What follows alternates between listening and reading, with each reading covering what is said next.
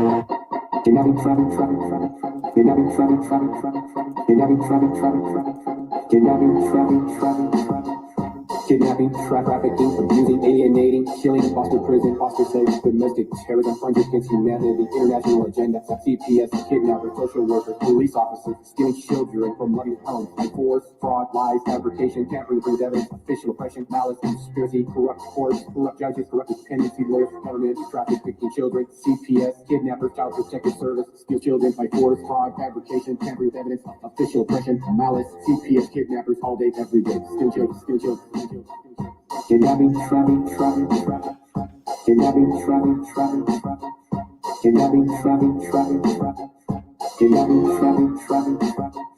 Kidnapping, trafficking, abusing, alienating, killing, foster prison, foster slaves, domestic terrorism, crimes against humanity, international agenda, CPS, kidnappers, social workers, police officers, stealing children from loving homes by force, fraud, lies, fabrication.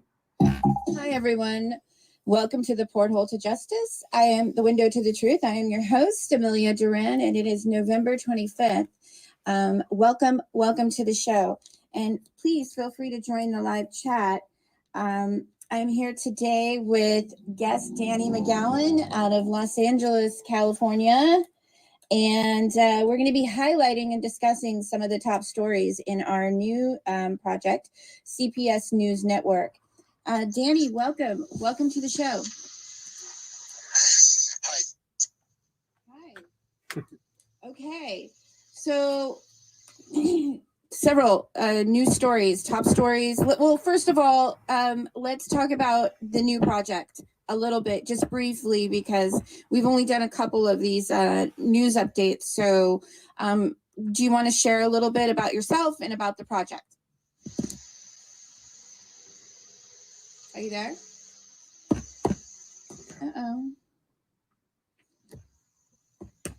Okay, stand by. Somehow we got connected. It's so odd. All morning, my Skype is being interfered with. So stand by just a moment. I don't usually have problems. Yes, can you hear me? I can hear you. Welcome to the show. Great. Okay. Thank you for that. Yes, thank you for coming on. So I was just telling everyone the CPS News Network is fairly new. It's one of our newer projects, and it's doing very well. And I was just wondering if you'd share a little bit about the project. It's kind of an online magazine on Facebook exclusively, and we are looking to target more and isolate, data mine the stories and present them in a way where people can really engage, and the response has been absolutely phenomenal. Do you want to share just a little bit about that? Yeah, so we've been at this for 6 years, but this new project, the CPS News Network, is focusing on children and parent safety news. So we're really going to try to cover other issues too. But right now, our core focus is the Child Protective Service issue. But we're just getting engagement that we haven't seen before with other people sharing this content, and that's so important. People that are outside of the advocacy movement are sharing this content, and that's what's giving us the viewership that we're getting, the exposure, just reaching a whole new audience. One visit to our news network, and there's nothing else that needs to be talked about. It's case closed. There's this has to stop.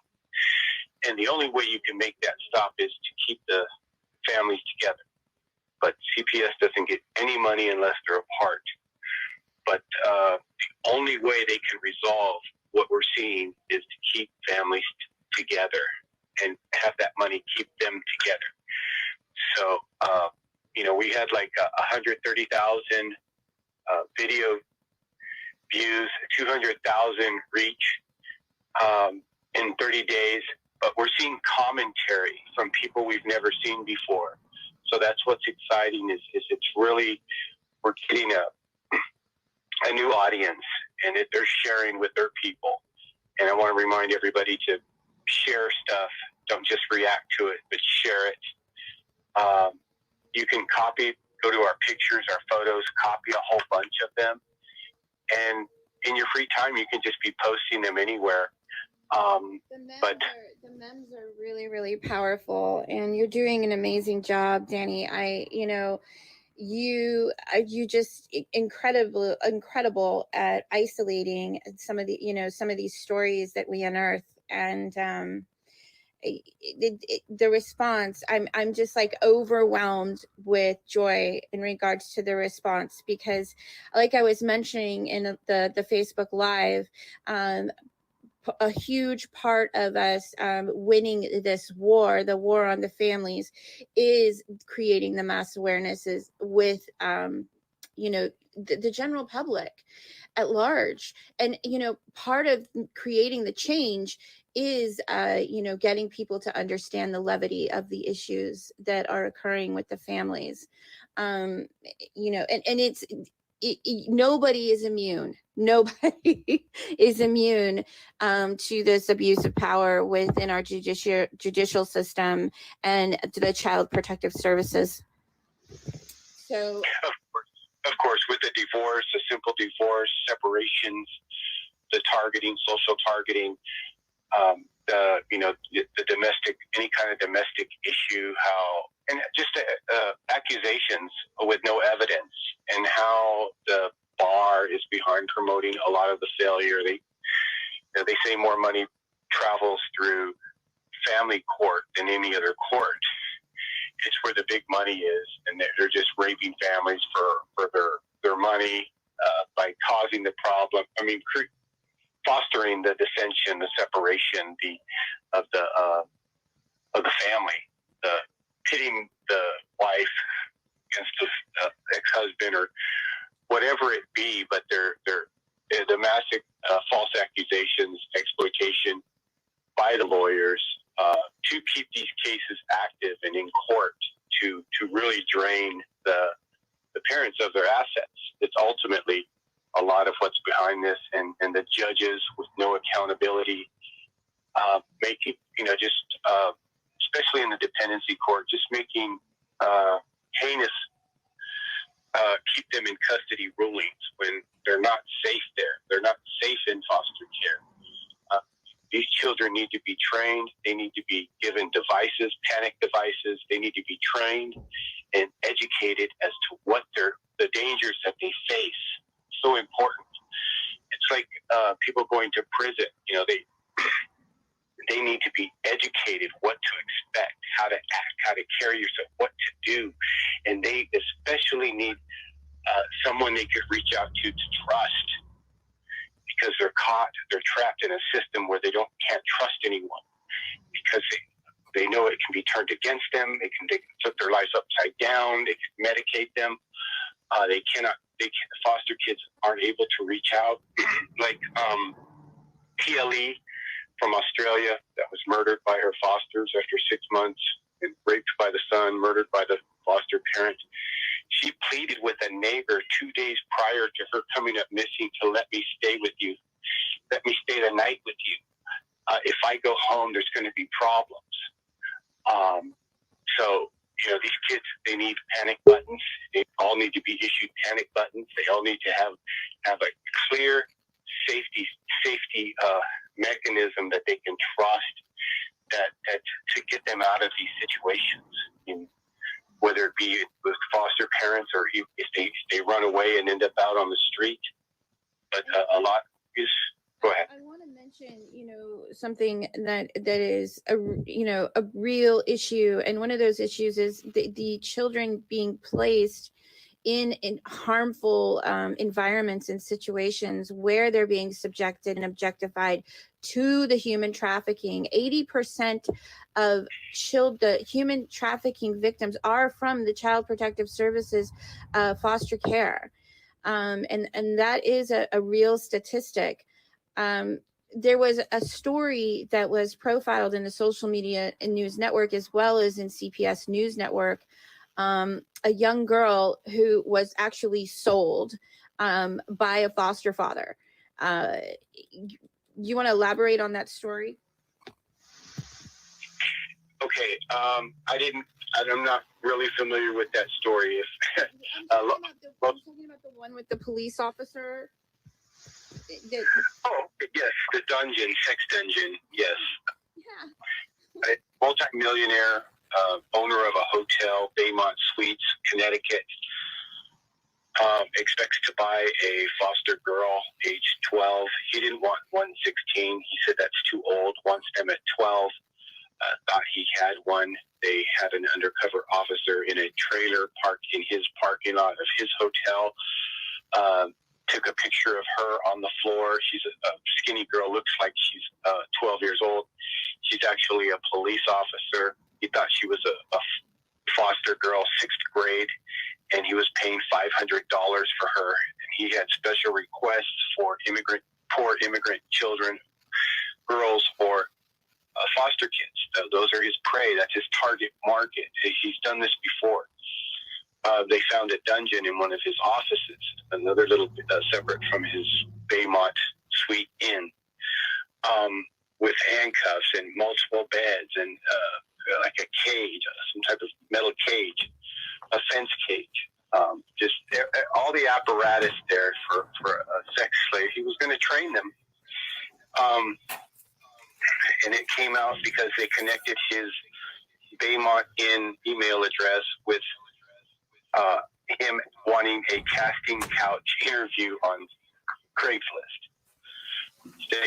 So they followed that email address of a business to him, and I guess they tracked him and lured him in somehow. But he's an EMT, like a 20-year emergency medical technician, and just a wealthy and doing this in plain sight. I mean, if you're having a $500 hostage taped up, tied up in your parking lot of your hotel, and then you have a sex dungeon supposedly right off of a main street with a lot of traffic on it.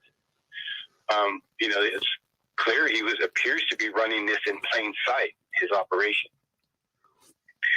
So it just I mean, it really is right in our face, folks. I mean, it's not, and that's the thing, it's hiding in plain sight. And so we have to sort of flip the script on, we have to change the perception of the public of what's occurring to these children, because they're very vulnerable. These are crimes, horrible, horrible crimes that are happening. And these children are being put in very dangerous situations. And oftentimes they are, they're not just abused, they are also murdered. Didn't we lose another child this week? There was a 4-month-old death in Contra Costa County, not covered on the news. A 4-month-old, deemed healthy. Supposedly the mother tested positive during birth of some substance. I'm not sure if it's illegal or legal, but there was a positive test to keep the baby away from the mother. The baby's fine and fully healthy. Many of these mothers that test positive, the children aren't damaged. They're healthy babies.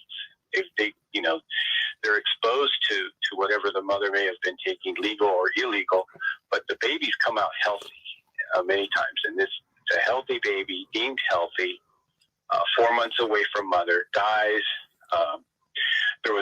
We spoke with the family. There was a picture of the baby tied up like an Indian in those little cocoon things, all rolled up like a Tootsie Roll. And the baby was smiling. But still, these kind of restrictive environments, it's like a restraint. You can imagine a newborn being in that position for any long period of time is not good. We just know that the child was deemed healthy by a nurse and placed in a foster care home and dies. And that just broke, and there's no coverage of that right now. These stories are not covered in the mainstream media, and these are the most important stories to the people. This is what the people want to hear about. And it's just so horrible. It's what these kids are subjected to, folks. We have an LA County, a $6 million settlement in a Department of Children and Family Services case. This was published November 20th in the LAnews.com. You know, oftentimes they're published in these sort of obscure websites are published. They're not made mainstream. They're just kind of, so they fulfill that obligation. However, these stories are not being highlighted in the manner that they should. The Board of Supervisors Tuesday approved a $6 million payout for a woman who said her 15-month-old baby was seized by county social workers against her rights. The decision to settle followed a board vote in June 2017 to appeal a jury's decision to award $3.1 million in compensatory damages to Rafaela Duval. The panel found that that the county's actions amounted to unwarranted seizure of a child with malice, but denied punitive damages to Duval. A $3.1 million judgment included $165 award because Duval was deemed to be a victim of discrimination. And folks, this is a large settlement. However, these children's their childhood cannot be replaced, and they're not being returned. These children, once they're in the system, even though these cases and these large settlements are being won, the children are still not being returned to their parents. Yes, that actual amount went to $6 million. It was like $3.5 million. They didn't want to pay her. Said that she wasn't emotional enough to have suffered damages because she wasn't, an emotional wreck. They didn't pay her the 3.1, 3.5, and now it went up to 6. On top of the 6, you have the $2 million legal fee bill that the Board of Supervisors agreed to pay. This is Los Angeles. It was hate crime discrimination. He called them white trash. Freakin, the social worker from Orange County, she's now the deputy director of the whole operation there in Orange County. Already, they're not being prosecuted. You talk about the immunity issue. These people are getting away with crimes and nobody's stopping them. It shows you the audacity and how comfortable they are at what they do. And that the more ruthless that they are, the higher they will go up and the faster they will go up in the system. It's no different than law enforcement. Go ahead. Yeah, and I was just going to mention in the archives, I have an interview with attorney Sean McMillan, who won the case, the Vreeken versus, was it Vreeken versus Hardwick? Okay, yes, that was the original. We're switching from we were on the Duval case. Oh, Duval. Yeah, Duval case. I'm sorry. No, I'm sorry. My mistake. I meant to say there is an archived interview with Sean McMillan, the attorney on the Duval case. Sorry about that. Got it. Yeah, it took a long time. They should have settled early, but this $2 million fee to pay the lawyers. I'm sure that probably includes the county lawyers that fought this case. But it's same way with the Hardwick. Hardwick Vreeken. I know. I get. I don't. Here we go. I was. You know why I mentioned that? Because I was thinking about the right to lie case. Because we did a video the other night, I think, about the Vreeken versus Hardwick case that went to the Supreme Court. A part of the problem in these secret courts, the juvenile courts, is the fact that they can submit lies into the record that can be that they can actually substantiate these cases without any proof and no due process. So, yeah, that's why I was thinking of that, and I got him a little bit confused. I got him confused myself. So, yes, maybe lie detectors for anybody making an allegation, evidence. Basically, they can only they're getting away with the most of that in the children's dependency courts where there's no trial. Hearsay is admissible. These people can get away with anything, and it's mainly that people aren't educated as to how corrupt they are, how tight knit corrupt they are. They're all very tight, from the bailiffs to the judges to all the lawyers. They all know it's a show, it's a charade, and they have to play. A lot of the courtroom trials are staged from the onset, unbeknownst to the parents. So oftentimes the parents will come out, they'll go in, thinking, oh, it's Child Protective Services. And so they'll go in thinking, oh, I'm just going to explain and I'm going to get my children back. And that's often, most of the time, not the case. These parents are coming out of the courtroom with whiplash and in total disbelief because, the people generally believe that Child Protective Services operates in the best interest of the children. And that couldn't be further from the fact. Just keep everything off record. Even the bailiff will come up if you try to make a statement and get it on the record. They'll tell you to be quiet. They'll grab your arm. They'll push your arm down. They will literally working with the courts to keep any kind of communication that they don't want off the record. So there's nothing beneath these people, how they all work together to deprive you, to keep stuff off the record, to harass you going into court.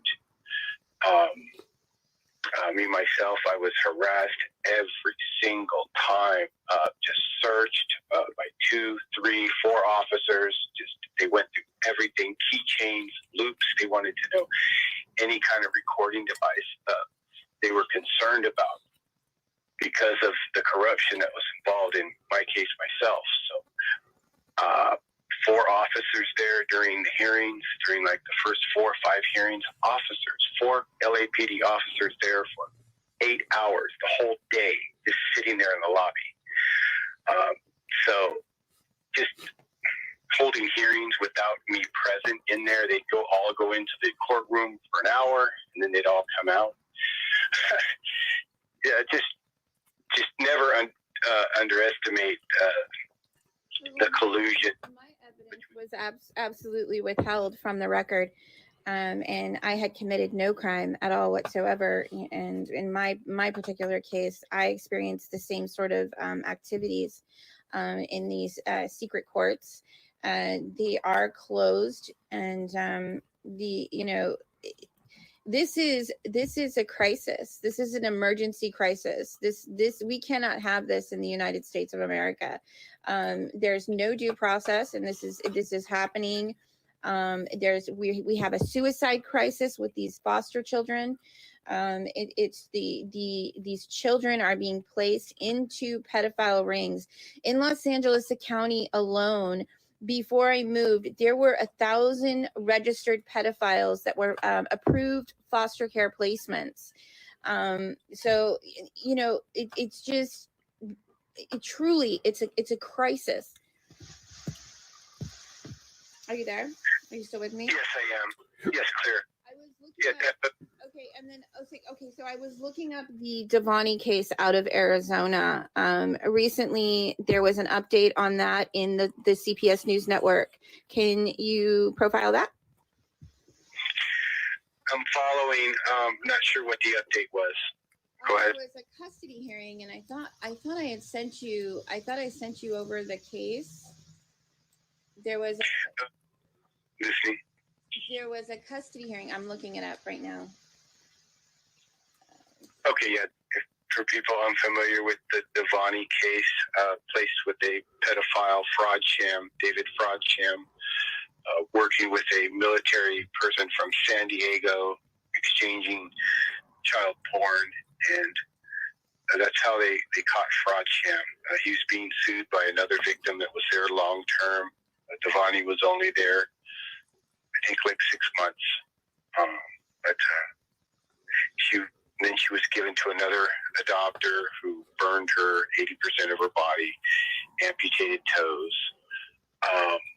The mother was always complaining that there's something going on. She has problems, or she knew there was abuse going on, and they used that against her to terminate her parental rights.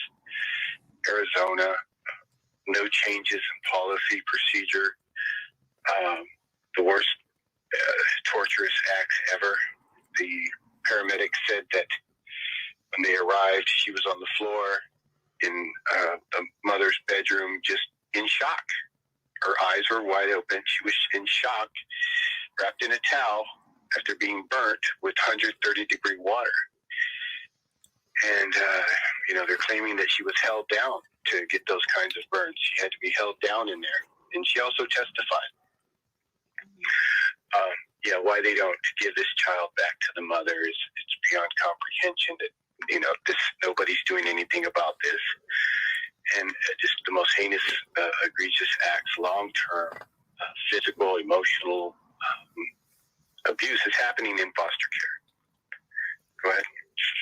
Yeah. So recently there was a custody battle, and I had sent you over a link to the case so that we could profile it. And I wasn't sure if you had received it or not. I think the mother is still trying to fight to see her daughter. I know it's just a horrible story. This mother was denied visitation to her daughter in the hospital. Her daughter was crying out for her, and these crimes are just so off the charts. Are you there? Yes, I am. Go ahead. I wasn't sure you were still there. I was trying to look up the update. I'm trying to find it. Yeah. They're callous, ruthless. Enough is enough. Basically, these judges are getting away with this. They're the guillotine. It's the social workers that bring the kids and the family into the guillotine, but the actual puller of the lever is the judge. They know what they're doing. They know the risks of keeping kids in foster care. They know that they have a job to do, and that's keep as many in the system as possible. They're all behind it. They have to increase every year. They have to increase the amount of children that they bring into the Child Protective Services in order to. It's a requirement for them to receive the federal funding, which in itself is criminal. The adoption bonus money to increase adoptions every year. Yeah, that in itself is criminal. And the American Safe Families Act was established by the Clinton administration in 1996. And effectively, it put a bounty on all of our children's heads and our elderly.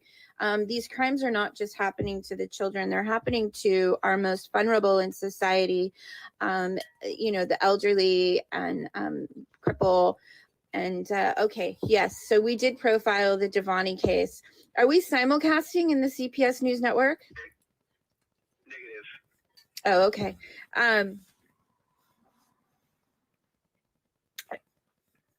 I'm not seeing the link to the article though. Just not seeing it. Yeah, there's just no due process in these children dependency courts. There's no due process. Hello? I mean, if we just had that, it would stifle 75% of their market and really cripple them if we were just given due process. A trial for termination, no hearsay admissible. But they've gotten away with it. You pay enough people, you put enough money out there, you can run an operation like this. And I'm not sure how much money is involved, but if you can do the math at 500,000 in foster care times an average of say 8,000, you can come up with a number of how much money is being spent. I mean, the majority, they are absolutely objectified from the moment that they step into these foster care placements. And oftentimes they're being groomed for this culture of human trafficking. And so that's where it's coming from. And the majority of these crimes are not being committed by civilians, folks. They are being committed by people within the system. sure, they don't care. They know the damage they're doing. They know the brain trauma. And that's what the whole industry is fueled off is the trauma, the brain damage to everybody, families, children, permanent damage, post-traumatic stress. These are war crimes. The children are experiencing the exact same effects of children of war. It's no different. So are the parents. So these are war crimes against parents and children, and they're the harshest, most severe mentally that anyone could ever experience. Well, I definitely thank you for coming on the show today, and maybe I can get Kirsten Herrera to post the links to these articles in the comments to substantiate our update, the CPS News Network update, and that would be awesome. Danny, thank you so much for coming on the show. You're welcome, and thank you for having me on. It's been a pleasure. Okay, and I will look forward to having you back periodically to do these updates for the CPS News Network, folks. Please subscribe on Facebook exclusively, and feel free to join and subscribe to the Porthole to Justice. It's absolutely free, and join the live chat. All right, everyone. Thanks for tuning in. This has been another episode of the Porthole to Justice Off the Cuff. Have a great day.